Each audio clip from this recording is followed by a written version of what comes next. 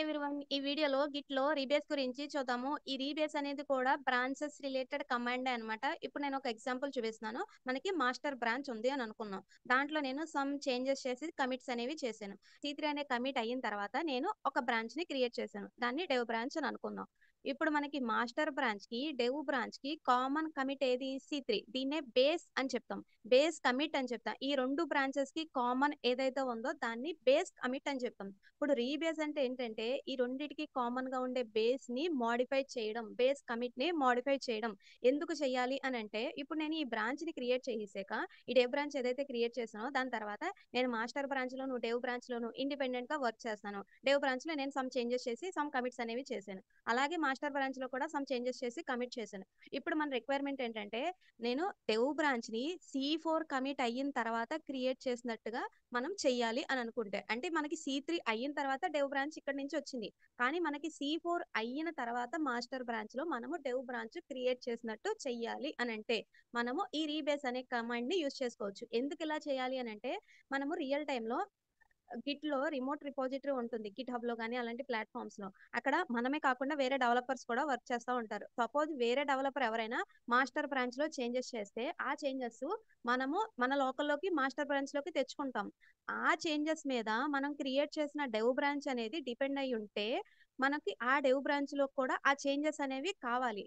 So దీనికి one of the best solution ఏంటి అని అంటే మనము దీన్ని రీబేస్ చేయడం. డెవ్ బ్రాంచ్ కి వెళ్ళి గిట్ రీబేస్ మాస్టర్ అది ఇస్తే ఆ మాస్టర్ బ్రాంచ్ లో లేటెస్ట్ కమిట్ ఏదైతే ఉందో అక్కడి నుంచి మనము డెవ్ బ్రాంచ్ క్రియేట్ చేసినట్టు మనకి కన్వర్ట్ అవుతుంది అనమాట. ఇక్కడ కూడా మనకి కాన్ఫ్లిక్ట్స్ వచ్చే ఛాన్సెస్ ఉంటాయి. ఎప్పుడు మళ్ళీ నాకు ఈ మాస్టర్ బ్రాంచ్ లోను డెవ్ బ్రాంచ్ లోను సేమ్ ఫైల్స్ లోను సేమ్ లైన్స్ లోను చేంజెస్ అవి చేసినప్పుడు కూడా రీబేస్ లో కాన్ఫ్లిక్ట్స్ అనేవి వస్తాయి.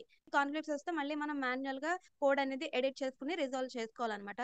సో ఇప్పుడు మనం రీబేస్ చేయంగానే ఎలా వర్క్ అవుతుందో మనకి చూద్దాం. మెర్జ్ చేసేటప్పుడు అయితే పేరెంట్ బ్రాంచ్ లోకి వెళ్ళి మెర్జ్ చేయాలి. కానీ రీబేస్ చేసేటప్పుడు ఏం చేయాలి అని అంటే చైల్డ్ బ్రాంచ్ లోకి వెళ్ళాలి. సో నాకు ఇక్కడ చైల్డ్ బ్రాంచ్ ఏంటి డెవ్. నేను డెవ్ బ్రాంచ్ కి వెళ్ళి గిట్ రీబేస్ మాస్టర్ అని ఇస్తే మనకి ఏమవుతుందంటే ఇంతకు ముందు ఈ బ్రాంచెస్ కి కామన్ కమిట్ ఏంటి బేస్ కమిట్ సి3. కానీ ఇప్పుడు మనం ఎప్పుడైతే రీబేస్ అని ఇస్తామో ఈ రెండిటికి కామన్ కమిట్ బేస్ అనేది C4 అవుతుందన్నమాట. ఈ కమాండ్ ని యూజ్ చేస్తే మనకి ఏ కాన్ఫ్లిక్ట్స్ లేనప్పుడు ఇలా వర్క్ అవుతుంది. కాన్ఫ్లిక్ట్స్ వస్తే మళ్ళీ మనము వాటిని రిజాల్వ్ చేసుకోవాలి. ఇప్పుడు ఒక ఎగ్జాంపుల్ అనేది చూద్దాము. ఒక ఫోల్డర్ ని విఎస్ కోడ్ ఎడిటర్ లో లోడ్ చేశాను. దీంట్లో ఒక ఫైల్ ని క్రియేట్ చేస్తున్నాను. test1.txt అని ఇస్తున్నాను. సో ఇక్కడ గిట్ ఇనిషియలైజ్ చేస్తాను. గిట్ ఇనిట్ అని చెప్పి ఇస్తున్నా. తర్వాత ఒక కమిట్ అనేది చేస్తాను. మాస్టర్ C1 అని చెప్పి ఇస్తున్నా. మాస్టర్ బ్రాంచ్ లో కమిట్ 1 అని చెప్పి ఒక నోటేషన్ లో నేను ఇలా తీసుకున్నా. ఇప్పుడు నేను ఈ ఫైల్లో ఏం చేస్తున్నానంటే దిస్ ఈజ్ మాస్టర్ బ్రాంచ్ మళ్ళీ నేను ఇంకొక కమిట్ అనేది చేస్తున్నాను. సో దీనికి ఏమి ఇస్తున్నానంటే మాస్టర్ C2 అని చెప్పి ఇస్తున్నా. ఇప్పుడు నేను ఒక బ్రాంచ్ ని క్రియేట్ చేస్తున్నాను. దానికి నేను డెవ్ అని ఇస్తున్నా. బ్రాంచ్ ని క్రియేట్ చేసి ఆ బ్రాంచ్ కి స్విచ్ అవ్వడానికి git checkout -b branch name. నేను బ్రాంచ్ నేమ్ డెవ్ అని ఇస్తున్నాను. ఇప్పుడు డెవ్ బ్రాంచ్ లో ఏం చేస్తాను అని అంటే this is dev branch line 1 అని చెప్పి రాస్తున్నాను. ఇప్పుడు నేను ఇంక కమిట్ అనేది చేస్తున్నాను. డెవ్ బ్రాంచ్ లో డెవ్ C1 అని చెప్పి ఇస్తున్నాను. డెవ్ బ్రాంచ్ కమిట్ 1 నేను మళ్ళీ గిట్ లాగ్ అనేది ఇస్తున్నాను. ఇప్పుడు మనకి గిట్ లాగ్ చూసుకున్నట్టయితే క్లియర్ గా ఈ కమిట్ దగ్గర C2 దగ్గర మాస్టర్ C2 దగ్గర మాస్టర్ అని వచ్చింది. దాని మీనింగ్ ఏంటంటే ఈ బ్రాంచ్ ని మనం క్రియేట్ చేసింది మాస్టర్ బ్రాంచ్ లో C2 అనే కమిట్ దగ్గర నుంచి ఈ బ్రాంచ్ క్రియేట్ చేసాము. ఇది బేస్ కమిట్ అని.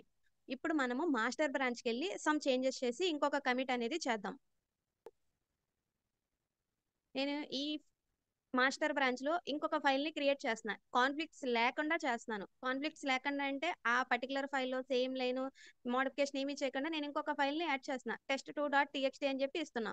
నేను ఈ test2.txt లో సమ్ లైన్ అనేది యాడ్ చేస్తాను. This is master branch test file to line 1 అని చెప్పి ఇస్తున్నా. ఇక్కడ నేను ఇంకొక కమిట్ అనేది చేస్తున్నాను. మాస్టర్ బ్రాంచ్ లో C3 థర్డ్ కమిట్ అని చెప్పి చేస్తున్నాను. గిట్ లాగ్ చూసుకున్నట్టయితే మాస్టర్ బ్రాంచ్ లో C1 C2 C3 అని 3 కమిట్స్ ఉన్నాయి.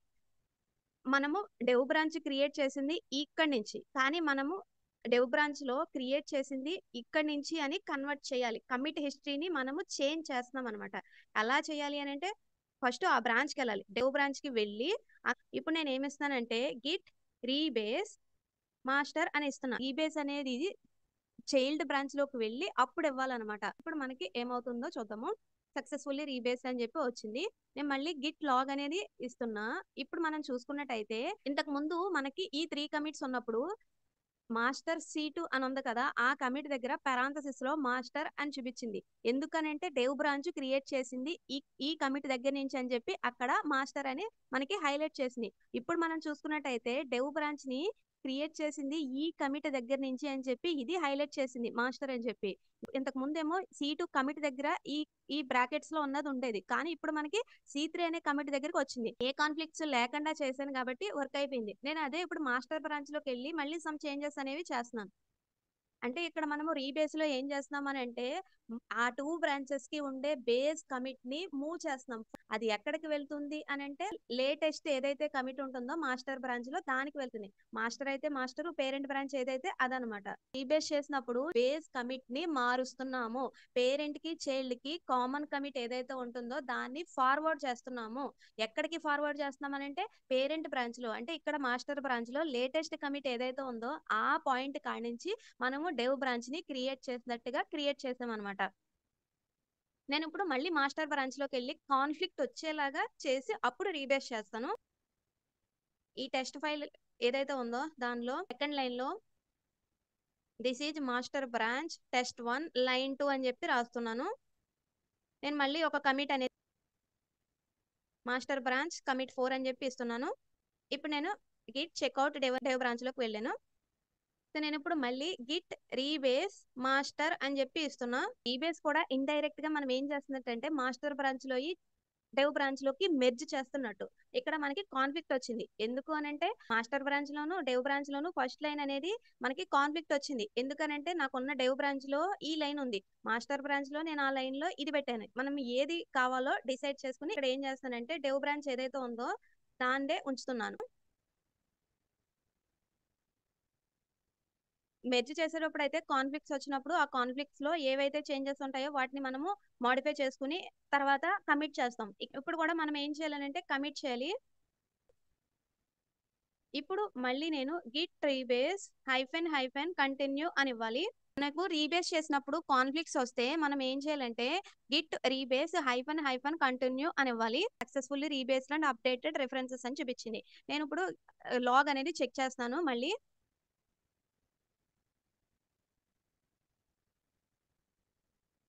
ఇక్కడ మనం చూసుకున్నట్టయితే మనకి C4 మాస్టర్ బ్రాంచ్ లో C4 కాడ్ నుంచి డెవ్ బ్రాంచ్ క్రియేట్ చేసినట్టు కనిపించింది. ఇందాక C3 లో మనకి ఇది కనిపించింది. C3 అనేది బేస్ కమిట్ అయింది, కానీ ఇప్పుడు మనకి C4 అనేది బేస్ కమిట్ అయింది. మాస్టర్ బ్రాంచ్ లో C4 అనే కమిట్ చేసిన తర్వాత మనం డెవ్ బ్రాంచ్ అనేది క్రియేట్ చేసినట్టుగా చేసింది అనమాట. సో ఇక్కడ మనకి మాస్టర్ బ్రాంచ్ C4 కమిట్ అయిన తర్వాత మనము డెవ్ బ్రాంచ్ చేసినట్టుగా మనకి చూపించింది.